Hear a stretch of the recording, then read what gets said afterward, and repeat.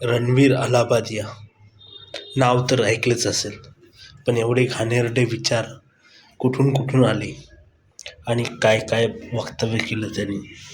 त्याच्या पॉडकास्टमध्ये भाजपचे सर्व नेते आणि बॉलिवूडचे सर्व ॲक्टर येतात आणि एक पक्षाचा एक विचार घेऊन चाललेला, हिंदुत्ववादी विचार घेऊन चाललेला माणूस असं अभद्र वक्तव्य करू शकतो हे देवालाच माहिती. असं कसं म्हणजे एवढं घाणेरडं वक्तव्य केलं आहे ते मी सांगू पण शकत नाही.